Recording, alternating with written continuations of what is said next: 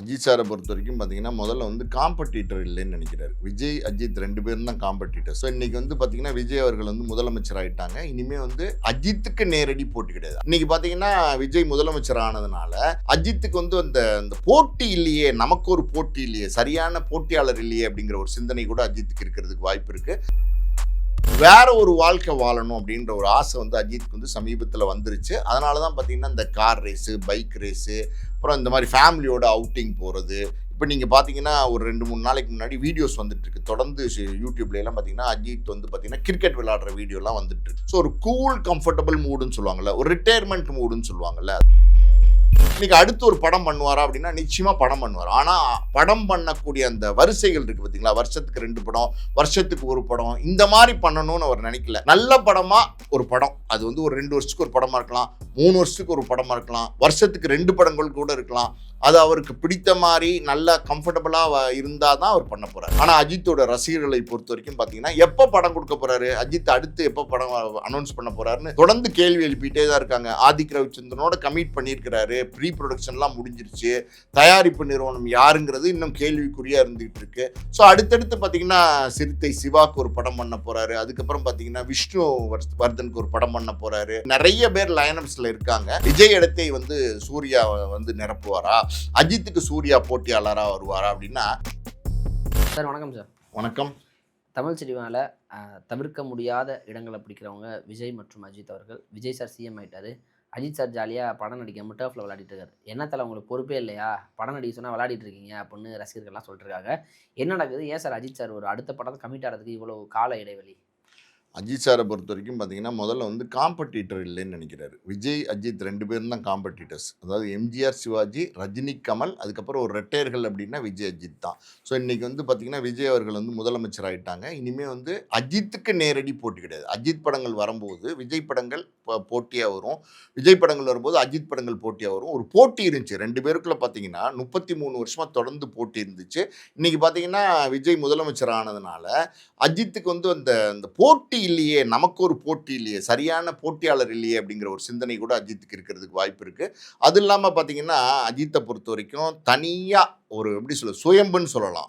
ஒவ்வொரு ஸ்டெப்பும் பார்த்தீங்கன்னா, சினிமாவில் கஷ்டப்பட்டு ஏகப்பட்ட அவமானங்கள், கஷ்டங்கள் எல்லாத்தையும் தாண்டி தாண்டி தாண்டி தான் இவ்வளோ பெரிய இடத்துக்கு வந்திருக்காரு. இன்னைக்கு வந்து தமிழ் சினிமாவில் உச்சத்தில் இருக்கார், அதில் எந்த சந்தேகம் கிடையாது.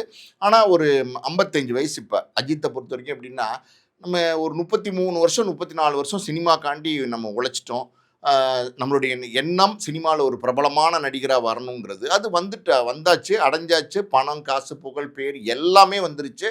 இனிமேல் வந்து அந்த 55 வயசுக்கு மேலே வேற ஒரு வாழ்க்கை வாழணும் அப்படின்ற ஒரு ஆசை வந்து அஜித்துக்கு வந்து சமீபத்தில் வந்துருச்சு. அதனால தான் பார்த்தீங்கன்னா, இந்த கார் ரேஸு, பைக் ரேஸு, அப்புறம் இந்த மாதிரி ஃபேமிலியோட அவுட்டிங் போகிறது. இப்போ நீங்கள் பார்த்தீங்கன்னா, ஒரு 2, 3 நாளைக்கு முன்னாடி வீடியோஸ் வந்துட்டுருக்கு. தொடர்ந்து யூடியூப்லலாம் பார்த்தீங்கன்னா, அஜித் வந்து பார்த்தீங்கன்னா, கிரிக்கெட் விளையாடுற வீடியோலாம் வந்துட்டுருக்கு. ஸோ ஒரு கூல், கம்ஃபர்டபுள் மூடுன்னு சொல்லுவாங்கள்ல, ஒரு ரிட்டையர்மெண்ட் மூடுன்னு சொல்லுவாங்கள்ல. அதாவது ரிட்டையர் ஆகிட்டாருன்னா அப்படி கிடையாது. அதாவது ஒரு கம்ஃபர்டபுளான ஒரு ஜோனில் தன்னை வச்சுக்கணும்னு ஆசைப்படுறாரு.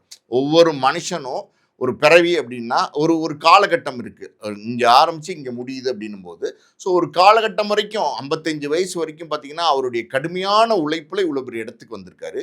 இனிமே வாழ போகிற அந்த வாழ்க்கையில் வந்து பார்த்தீங்கன்னா, ஒரு ரிலாக்ஸ்டு லைஃப், கம்ஃபர்டபுள் லைஃப் வாழணும்னு அஜித் வந்து ஆசைப்படுறாரு. அஜித்தை பொறுத்த வரைக்கும் எனக்கு தெரிஞ்சு எப்படின்னா, அவர் வந்து 3ஆ வாழ்க்கையை பிரிச்சுட்டாரு. அது எப்படின்னா, ஒன்று ப்ரொஃபஷன், ஒன்று பேஷன், இன்னொன்று ஃபேமிலி. ஸோ மொத்தத்தில் இன்றைக்கி வந்து ப்ரொஃபஷனுக்காண்டி மேக்ஸிமம் கொடுத்துட்டாரு. இன்றைக்கும் அஜித் ஒரு அடுத்த படம் நடிக்க போகிறார் அப்படின்னா, அது மிகப்பெரிய ஒரு எதிர்பார்ப்பை க்ரியேட் பண்ணும். அஜித் மாதிரி வந்து பார்த்தீங்கன்னா, அப்டேட்ஸ் கேட்குற ஒரு நடிகர்னு வச்சுக்கோங்களேன். ஒன்றும் இந்த துணிவுலாம் வரும்போது பார்த்தீங்கன்னா, துணிவு அப்டேட் கொடுங்க, துணிவு அப்டேட் கொடுங்கன்னு பல பேர்கிட்ட வந்து அப்டேட்ஸ் கேட்டதெல்லாம் நம்ம பார்த்துருக்கோம். ஏன் எடப்பாடி பழனிசாமி போகிற கூட்டத்தில் எல்லாம் கூட போய் துணிவு அப்டேட் கொடுங்கன்னு எங்கேயாவது கேட்பாங்களா? அந்தளவுக்கு வந்து ஒரு பெரிய கிரேஸ் வந்து அஜித்துக்கு இருக்குது. பெரிய ரசிகர்கள் கூட்டம் வந்து அஜித்துக்கு இருக்குது. இத்தனைக்கு ரசிகர் மன்றம் கிடையாது, அது எப்பயோ கலைச்சிட்டாரு. ஆனாலும் பார்த்தீங்கன்னா, அந்த அஜித் அப்படின்ற ஒரு வார்த்தை, அந்த 3 எழுத்துக்கு அவ்வளோ பெரிய மரியாதை இருக்குது. கடவுளே அஜித்தேன்னு கொண்டாடுற அளவுக்கு அவரை வந்து மக்கள் வந்து விரும்புகிறாங்க. ஸோ அந்த ஒரு இடத்துல அஜித் இருக்கார். இன்றைக்கி அடுத்து ஒரு படம் பண்ணுவாரா அப்படின்னா நிச்சயமாக படம் பண்ணுவார். ஆனால் படம் பண்ணக்கூடிய அந்த வரிசைகள் இருக்குது பார்த்தீங்களா, வருஷத்துக்கு 2 படம், வருஷத்துக்கு 1 படம், இந்த மாதிரி பண்ணணும்னு அவர் நினைக்கல. நல்ல படமாக ஒரு படம். அது வந்து ஒரு 2 வருஷத்துக்கு ஒரு படமா இருக்கலாம். 3 வருஷத்துக்கு ஒரு படமா இருக்கலாம். வருஷத்துக்கு 2 படங்கள் கூட இருக்கலாம். அது அவருக்கு பிடித்த மாரி நல்லா கம்ஃபர்டபுளா இருந்தா தான் அவர் பண்ண போறாரு.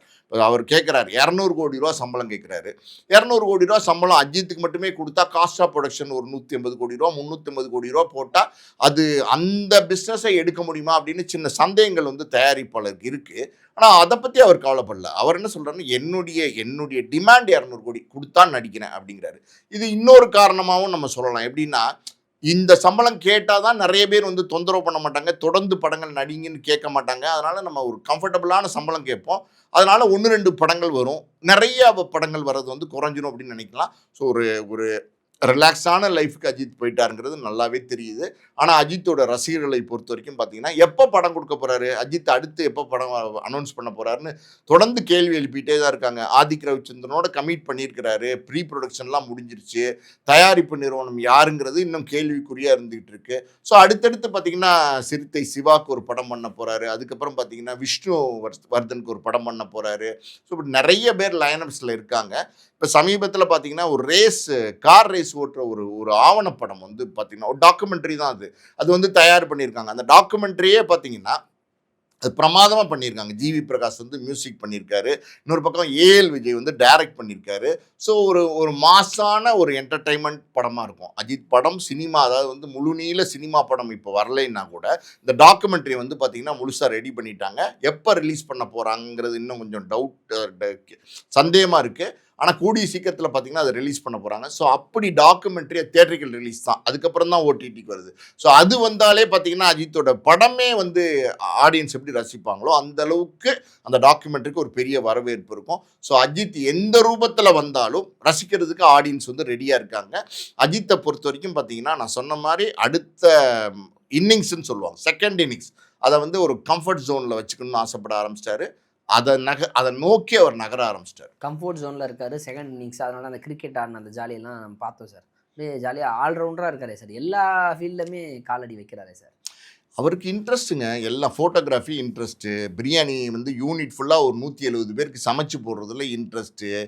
மனைவியோட பார்த்தீங்கன்னா, இப்போ விழாக்களுக்கு போறதுல இன்ட்ரெஸ்ட்டு. குழந்தைங்களோட டைம் ஸ்பெண்ட் பண்றதுல இன்ட்ரெஸ்ட்டு. கார் ஓட்டுறதுல இன்ட்ரெஸ்ட்டு. பைக் எடுத்துட்டு தனியா ஒரு ஹெல்மெட்ட போட்டுட்டு எங்கேயோ ஹிமாலயா பக்கம் போய் ஏதோ ஒரு டீ கடையில நின்னு டீ குடிக்கிறார். சாதாரணமா கிளாஸ்ல வாங்கி டீ குடிக்கிறதுல இன்ட்ரெஸ்ட்டு.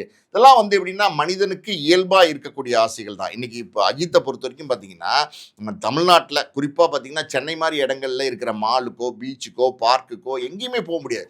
சின்ன சின்ன ஆசைன்னு இருக்கும்ல. அவரால வந்து ஒரு பானிபூரி போய் பீச்ல வாங்கி சாப்பிட முடியுமா? இல்ல ஒரு மொளகா பஜ்ஜி வாங்கி சாப்பிட முடியுமா? ஸோ அப்படி ஒரு சூழல் இன்னைக்கு வந்து அஜித்துக்கு மட்டும் இல்ல. எல்லா திரைப்பிரபலங்களுக்கும் அது இருந்துகிட்டு இருக்கு. ஸோ அந்த வகையில பார்த்தீங்கன்னா, சுதந்திரம்னு ஒண்ணு இருக்கு பார்த்தீங்களா? அது திரைப்பிரபலங்களுக்கு இல்ல. இன்னைக்கு அதனால தான் பார்த்தீங்கன்னா, அஜித் அதெல்லாம் தாண்டி வேற ஒரு லைஃப் வாழணும். அந்த என்ஜாய் பண்ற லைஃப நம்ம வாழணும் அப்படின்னு முடிவு பண்ணிட்டாரு. அதை நோக்கி வந்து அவரு பயணிக்க ஆரம்பிச்சாரு. ஸோ அதுதான் காரணம். ஒரு கிரிக்கெட் ஜாலியா விளையாடுறான்னா, ஏன் விளையாடக்கூடாது? அதாவது வந்து பார்த்தீங்கன்னா, நீங்க விஜயே பார்த்தீங்கன்னா, நீங்க நம்ம மாஸ்டர் படத்தும்போது ஷூட்டிங்ல எல்லாம் கிரிக்கெட் விளையாண்ட காட்சிகள், நெறைய படங்கள்ல ஜாலியா விளையாண்ட காட்சிகள் நம்ம பார்த்திருப்போம். என்னதான் திரைப்பிரபலமா இருந்தாலும், அவங்களும் மனிதர்கள் தான். அவங்களுக்கும் இந்த சின்ன சின்ன ஆசைகள்லாம் இருக்கும். அதை வந்து பூர்த்தி செய்றதுக்கு அ ஒரு காலகட்டம்னு வரும். ரிலாக்ஸ்டான ஒரு காலகட்டம்னு ஒண்ணு வரும். இப்போ வந்து பார்த்தீங்கன்னா, கிரிக்கெட் விளையாடுறதுலேருந்து எல்லாமே கிரிக்கெட் விளையாண்டா அது ட்ரெண்டிங். என்ன பண்ணாலும் அது ட்ரெண்டிங். ஸோ அஜித்த பொறுத்தவரைக்கும் பார்த்தீங்கன்னா, எப்பவுமே அவரு வந்து ட்ரெண்டிங்ல நம்பர் 1 இருக்காரு. இன்னொரு பக்கம் சார், ஐ மீன் அஜித், விஜய் இடங்கள பிடிப்பாரா சூர்யா? ஏன்னா அந்த ஒரு கருப்பு படம் பெரிதளவுல பாக்ஸ் ஆஃபீஸ் பண்ணிருச்சு. 300 கோடிய தாண்டிருச்சு சார். எவ்வளவு வசூல்களை எட்டும்னு நினைக்கிறீங்க? 500 கோடி தொட வாய்ப்பு இருக்கா? இது 500 கோடிய தொட வாய்ப்பு இருக்கா அப்படிங்கிறதை விட, அது 300 கோடிய தாண்டிருச்சுங்கிறது பெரிய விஷயம். அதாவது சூர்யாவோட படத்திலே பார்த்தீங்கன்னா, சிங்கம் 2க்கு அப்புறம் பெரிய வசூலை குடுத்திருக்கிறது வந்து கருப்பு தான். கருப்ப பொறுத்தவரைக்கும் பார்த்தீங்கன்னா, சூர்யாவுக்கு ஒரு அதகலமான வெற்றி அது. அது எந்த சந்தேகம் கிடையாது. நீண்ட காலமா கிட்டத்தட்ட 10, 13, 14 வருஷங்களா தியேட்ரிக்கல் ஹிட் இல்லாம இருந்துச்சு சூர்யாவுக்கு. ஜெய் பீம், சூரரை போட்டெல்லாம் வந்து ஓடிடில வந்துச்சு. ஆனா ஒரு தியேட்ரிக்கல் ஹிட், அதுவும் குறிப்பா பார்த்தீங்கன்னா, மாஸான ஒரு தியேட்ரிக்கல் ஹிட், பயங்கரமான ஒரு ஹெவி கலெக்ஷன் பண்ணக்கூடிய படமா வந்து இல்லாம இருந்துச்சு சூர்யாவுக்கு. அதை வந்து இந்த கருப்பு வந்து சரி பண்ணியிருக்கு. கருப்பை பொறுத்த வரைக்கும் பார்த்தீங்கன்னா, எக்கச்சக்கமான கலெக்ஷன் பண்ணிட்டு இருக்கு. கூட்டம் வந்து பார்த்தீங்கன்னா இன்னைக்கும் திபு திபுன்னு போயிட்டு இருக்கு. அது 2, 3 காரணங்கள் இருக்கு. ஒண்ணு வந்து இன்னைக்கு சம்மர் வெக்கேஷனா இருக்கு. இன்னொன்னு வந்து பார்த்தீங்கன்னா போட்டிக்கு பெரிய படங்கள் கிடையாது. படமும் நல்லா இருக்கு. அது ஒரு ஒரு கருப்புசாமி கேரக்டர்ல சூர்யா நடிச்சிருக்காரு. அந்த காட்சிகள்லாம் ரொம்ப நல்லா இருக்குன்னும்போது குடும்பம் குடும்பமா படம் போறாங்க. இன்னைக்கு வந்து பார்த்தீங்கன்னா ஒரு குடும்பத்துல அப்பா, அம்மா, குழந்தைங்க பர்ட்டிகுலரா பார்த்தீங்கன்னா குழந்தைங்க வந்து இந்த படத்த வந்து ரொம்ப என்ஜாய் பண்ணி பார்க்குறாங்க. ஸோ இது மிகப்பெரிய வெற்றி. எனக்கு தெரிஞ்சு என்னுடைய கணிப்புக்கு இன்னும் ஒரு 2 வாரத்துக்கு கருப்பு கருப்பு வந்து தியேட்டர்ல இருக்கும். அந்த வகையில பார்த்தீங்கன்னா, கருப்போட கலெக்ஷன் இப்ப 300 கோடி. அடுத்து வந்து பார்த்தீங்கன்னா, 400 கோடிய தாண்டுறதுக்கான ஒரு வாய்ப்பு இருக்கு. இன்னும் அதையும் தாண்டி பண்ணுமா அப்படின்னா, சில நேரங்கள்ல சில மேஜிக் நடக்கிறதுக்கு வாய்ப்பு இருக்கு. அது நடக்கலாம். இன்னொரு பக்கம் நீங்க கேட்டீங்க. அதாவது வந்து விஜய் இடத்தை வந்து சூர்யா வந்து நிரப்புவாரா? அஜித்துக்கு சூர்யா போட்டியாளரா வருவாரா? அப்படின்னா, நம்ம யாரோட இடத்தையும் யாரு நிரப்புவார்ன்னு நம்ம சொல்ல முடியாது. அவங்கவங்களுக்குன்னு தனியா யுனிக்கா ஒரு ஐடென்டிட்டி இருக்கு. அந்த வகையில பார்த்தீங்கன்னா, எம்ஜிஆர், சிவாஜி அப்படின்ற அந்த இரட்டையர்கள் போட்டி அது இருந்ததுனால தான் அந்த காலத்துல அது பலமா இருந்தது. சினிமாக்கு அது பலமான விஷயம் தான். அதே மாரி ரஜினி, கமல்னு ஒரு ஒரு ஒரு பீரியட்ல வந்தாங்க. அவங்க வந்து பார்த்தீங்கன்னா, இன்னைக்கு 50 வருஷமா அது சஸ்டெயின் பண்ணிட்டு இருக்காங்க. 2 பேருமே ரஜினி ஹீரோவா நடிக்கிறாரு, கமலும் ஹீரோவா நடிக்கிறார். 2 பேருமே மாஸ் ஹீரோஸா இன்னைக்கு இருக்காங்க. அவங்களுடைய கலெக்ஷனு, அவங்களுடைய பிசினஸ் எல்லாம் ரசிகர் கூட்டம், ஓப்பனிங் எல்லாமே வேற மாரி இருக்கு. அந்த வகையில அதுக்கு அடுத்து ஃபார்ம் ஆன இரட்டையர்கள் பார்த்தீங்கன்னா, விஜய் அண்ட் அஜித். விஜய் அண்ட் அஜித்ன்னும்போது அவங்களுக்குன்னு தனி ஒரு ஐடென்டிட்டி இருக்கு. விஜய் அவர் ஒரு டைப்பான ஆர்டிஸ்ட், அஜித் அவர் ஒரு டைப்பான ஆர்டிஸ்ட். 2 பேருக்குமே பார்த்தீங்கன்னா, ஆடியன்ஸ் கிட்ட பெரிய வரவேற்பு இருக்கு. இன்னைக்கு இந்த இந்த எம்ஜிஆருக்கோ, சிவாஜிக்கோ, ரஜினிக்கோ, கமலுக்கோ, விஜய்க்கோ, அஜித்துக்கோ, இல்ல தனுஷ்க்கோ வந்து சிம்புக்கோ வேற யாருக்கும் இருக்கிற ஐடென்டிட்டி அவங்கவங்களுடைய யூனிக் ஐடென்டிட்டி. சூர்யாவை பொறுத்த வரைக்கும் பார்த்தீங்கன்னா, அவர் தனியா பார்த்தீங்கன்னா, எங்க சோலோவா வந்து பார்த்தீங்கன்னா, டிராவல் பண்ணுவான்னு சொல்லுங்கள்ல. யாரோடையும் நீங்க சூர்யாவ வந்து கம்பேர் பண்ண முடியாது. ஆனா, அவருடைய படங்கள் எல்லாமே நல்லாயிருக்கும். நீங்க பார்த்தீங்கன்னா, சூர்யா படங்கள் கமர்ஷியலாவும் இருக்கும், என்டர்டெயின்மெண்ட்டாவும் இருக்கும். அதே நேரத்தில படங்கள்ல கதையும் நல்லாயிருக்கும். நீங்க ஆரம்பத்திலேருந்தே பாருங்களேன், நந்தா படத்துக்கு அப்புறம் பார்த்தீங்கன்னா, காக்க காக்கன்லேருந்து, 7ஆம் அறிவிலிருந்து, வாரணம் ஆயிரம்லேருந்து ஒவ்வொரு படமும் நீங்க எடுத்து பாருங்களேன். சூரரை போற்றுமாகட்டும், ஜெய் பீம் ஆகட்டும், 24 ஒரு படம் நடுவுல நடிச்சாரு. இந்த மாதிரி ஒவ்வொரு படமும் சூர்யாவோட படங்கள் நல்ல நல்ல படங்களா அமைஞ்சிருக்கு. ஏன் இந்த கருப்புசாமி கேரக்டர்ல வேற யாராவது ஒரு பெரிய ஹீரோ இந்த மாதிரி ஒரு கதையை தேர்ந்தெடுத்து நடிச்சிருப்பாரா அப்படின்னா கொஞ்சம் சந்தேகப்படுவாங்க. இந்த மாதிரி கேரக்டர்ல நடிக்கும்போது அது இப்படியும் இருக்கலாம், அப்படியும் இருக்கலாம்னு பயப்படுவாங்க. ஆனா துணிஞ்சு நடிச்சாரு. அது வந்து இன்னைக்கு சக்சஸ் கொடுத்துருக்கு. ஸோ சூர்யா அடுத்தடுத்த லைனப்ஸ் நீங்க அது ரொம்ப முக்கியம். வெங்கி அட்லூரியோட படம் அமிதா பைஜு வந்து பண்றாங்க. ஸோ லக்கி பாஸ்கர்ங்கிற ஒரு ஆகச்சிறந்த படம். ரொம்ப சூப்பர் படம். அதை கொடுத்த அந்த இயக்குனர், அந்த படைப்பாளி அவருடைய கதை, அவருடைய இயக்கத்தில் நடிக்கும்போது நிச்சயமா இன்னும் வந்து சூர்யா மெருகேறி தான் நடிச்சிருப்பாரு. அதுல எந்த சந்தேகம் இருக்காது.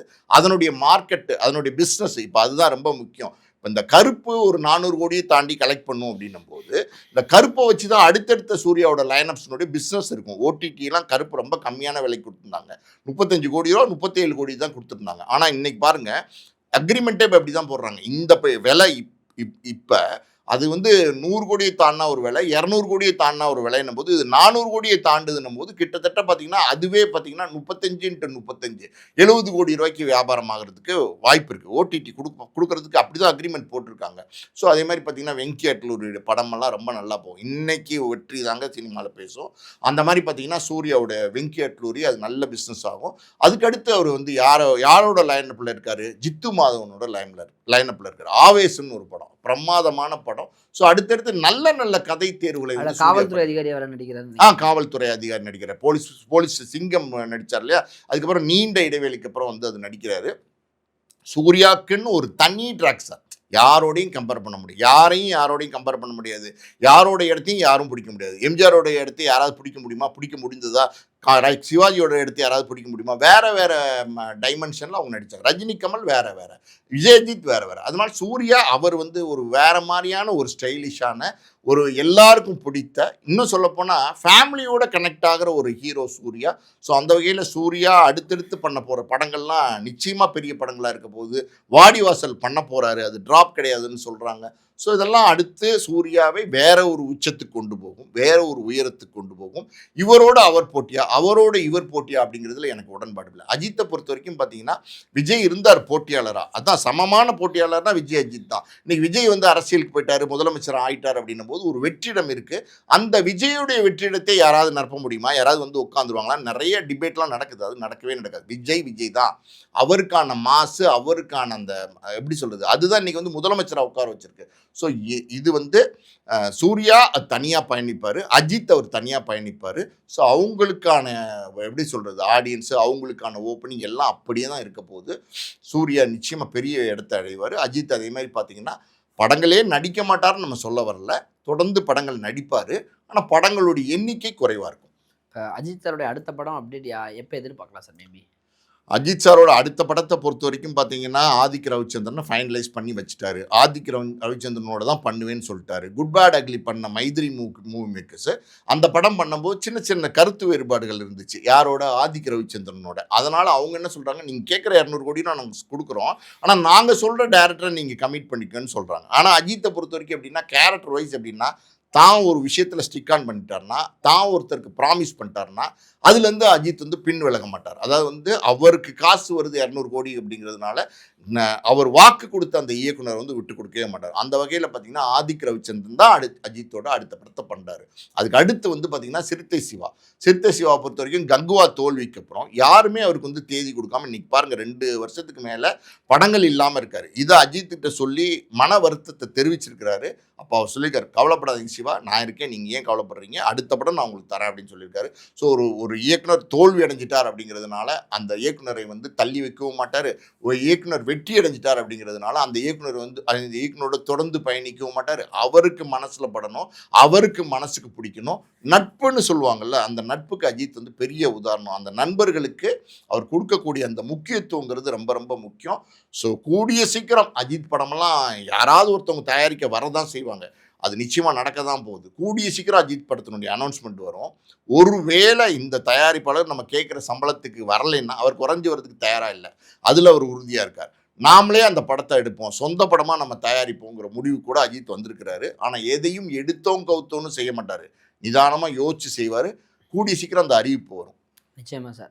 தல அஜித் அவருடைய அடுத்த பட அறிவிப்பு மிக விரைவில் வரும்னு நம்புவோம் சார். அதுக்கு இடையில யார் யார் கூட கிரிக்கெட் விளையாட போகிறாரோ, யார் யார் கூட ஃபுட்பால் விளையாட போகிறாரோ, அதிர்ஷ்டசாலிங்க அவங்க அப்படின்னு நெட்டிசன்கள் கொண்டாடி வராங்க சார். பொறுத்து பார்ப்போம். நேரம் கொடுத்ததுக்கு நன்றி சார். நன்றி.